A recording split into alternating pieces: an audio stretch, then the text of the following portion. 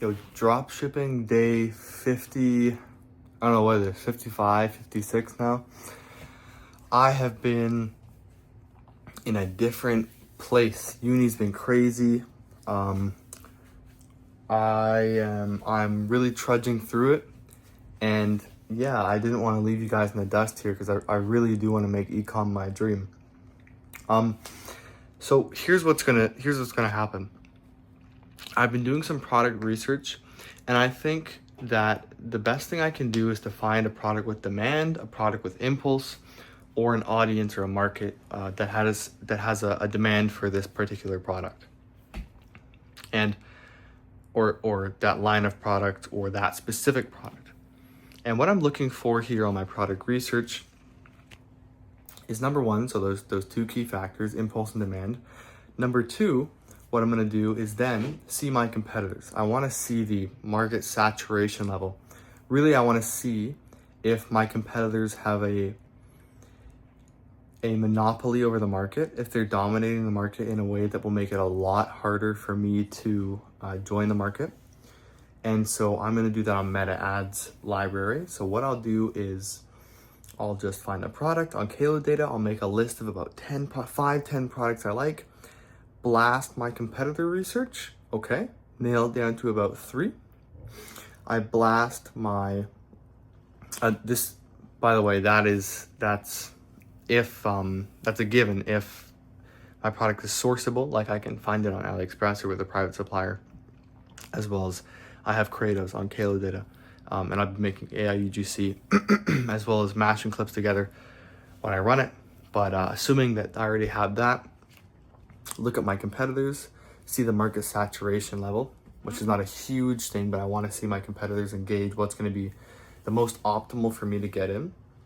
Then after that, I'm going to do a deep research document, see what has more demands. So what I want to do here is look at all social medias, right? I'm not running this product just focusing on Facebook. I need to get information not just from Facebook, not just from Kalo data, but from different places, right? So for example, if you find a product that you like, and let's say it's a product for women, and let's say it's gummies that make your sweat, all of your body, that makes female sweat smell better, right?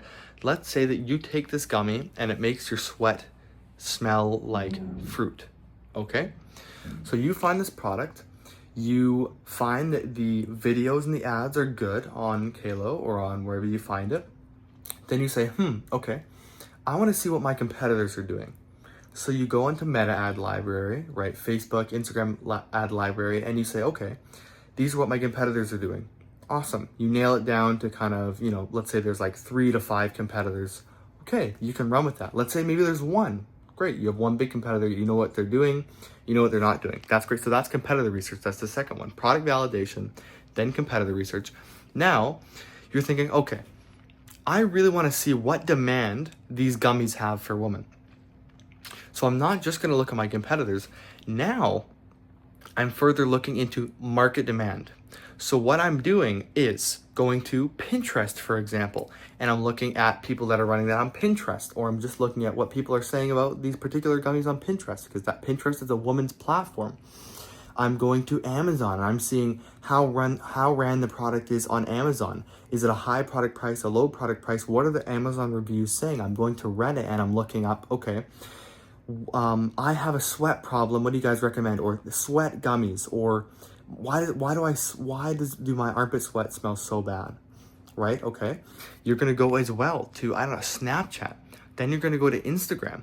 Then you're going to go to micro influencers and supplement brands.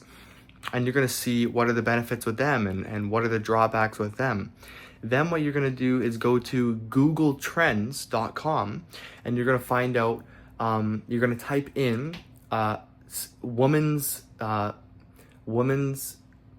bad sweat smell or something along those lines. You'll have a bunch of different variations like that, what I just said. You'll put that into Google Trends, and then you'll just see, does the graph look like this or does the graph look like this? Okay, so you're gonna see kind of that more market demand, that more broad market demand in the United States, in Canada, in West Africa, in Zimbabwe, wherever, right? Okay, then that's your market research. Then what you're gonna do is have all this info, you're gonna feed it to an AI, whether it's Claude or ChatGPT or Gemini. Gemini is what I prefer. It has direct access to Google, all of Google's database. It works perfectly there. What you're gonna do with that deep research document is now create your brand blueprint. So this could be your offer, your product price, right? That's what offer means for you guys that are a little bit below. So you're gonna create your offer, brand coloring, your ad copy, which just means basically your website copy. You're gonna create creative angles, okay? You're gonna do different types of angles that you can do when testing your creatives. You're gonna do hero images.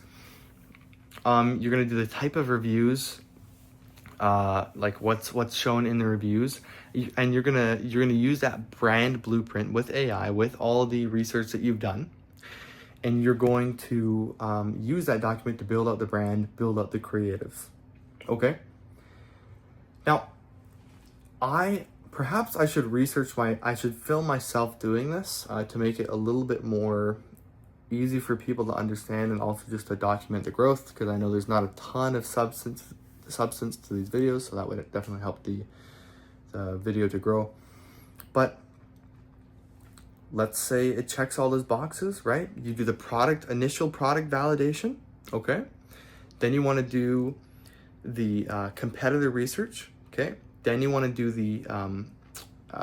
the deep market research, or just the product demand research, okay?